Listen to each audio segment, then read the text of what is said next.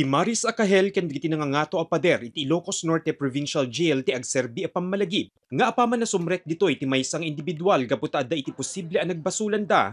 Ditoy metten a mapukaw ti sumagmamano kadagiti karbengan da. Ngarod, mauawagan da iti persons deprived of liberty. Ibilang ti kaadwan nga apaman nga addada ditoy uneg, maipaidam met kadakwadan ti normal a biag. Ngem iti panang bisita mi ditoy, nakita mi nga adu kadakwada iti mangibilang agundaway iti panagyanda ditoy uneg iti mangirugi amang namnama iti nasaysaya at awagas ti panagbiag. Kas kadagitoy a grupo ti PDL a nagturpos iti short course a food and beverage services. Kas panangrambak da iti panagturpos da, nagpaayayam ti INPJ iti basketball ano sa dinno a may paayan ti cash prize ti grupo a mangatiw. The main goal na po kay may promote met the good camaraderie, sportsmanship, at the same time get bonding di PDLs tayo.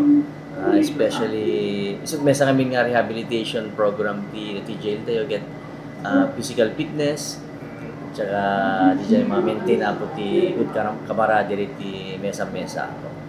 Daytoyan ti may kadwa a batch ti PDL iti nagturpos na ikanda iti 160 pesos kada aldaw nga allowance, bayad iti panangilapas da iti kurso iti uneg ti 45 days.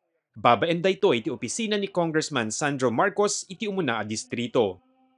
Upon release, diti jail tayo get makapag-apply da adawos ti employment.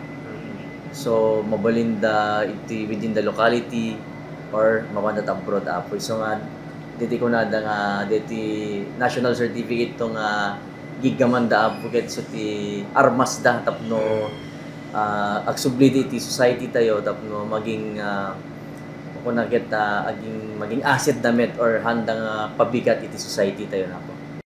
Nagkaykay summit ti Technical Education and Skills Development Authority wenno TESDA ken Far East Computer Technology anang ipadanon ti training kadagiti PDL no sa dinno ana sursurwanda iti naduma-duma a klase ti skills a mabalindang usaren no kayat danto iti agubra. Kuno ti trainer ani Marjon, saan nga nagbali na narigat iti panang train na kadagiti PDL gaputa seryoso dagitoy ang makasursuro. Hindi po porket PDL is panghabang buhay na po sila dito. So may mga iba po sa atin dito na malapit ng lumaya para at least po paglabas nila dito is may mga magagamit sila or may sandata sila para pag mag-apply sila ng trabaho. Bale, yung nandito po ngayon is 25. Opo. Pero may mga natapos na rin po na mga kwan. Marami na rin po. Mga 100 plus na rin po. May sa ti PDL ani May, saan nang agpaypayso anagan, kaligiti imunan a batch ang nakailapas iti kurso of food and beverage services.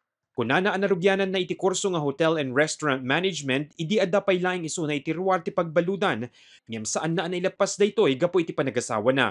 Saan na aninamnama nga iti panagbalin na a PDL tinangted keng kuana ti gundaway a makasursuro manen iti naduma-duma a klase ti skills. At least kahit paano, kahit nakulong po ako, masasabi ko na okay lang po sa akin na nakulong ako kasi po natuto ako, nabigyan ako ng pagkakataon na matuto pa. Aside from sa mga skills na natutunan natin through the course, ano pa yung mga ibang bagay po na natutunan natin dito sa loob?